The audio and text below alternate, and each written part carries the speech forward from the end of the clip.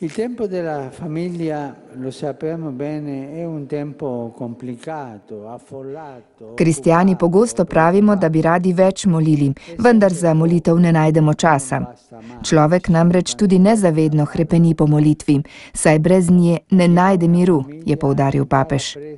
Da bi našli čas za molitev, pa je potrebna ljubezen do Boga. Dobro je, da v Boga verujemo z vsem srcem, da mu zaupamo v težavah in se zahvaljujemo, je poudaril papež, a dodal: toda ali imamo Gospoda vsaj malo radi? Ali nas Božja misel gane, osupne, razneži?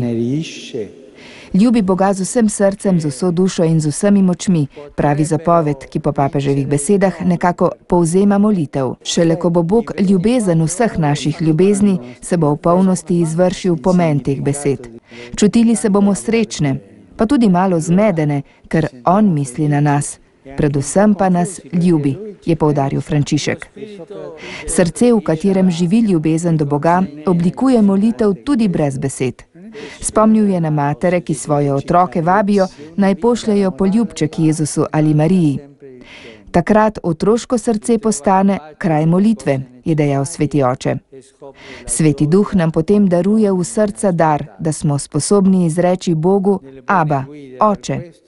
Šele takrat se celotno družinsko življenje znajde v naročju Božje ljubezni in spontano išče čas za molitev, je poudaril papež. Družina ima danes vedno premalo časa. V 24 ur stlačijo celo 48 ur.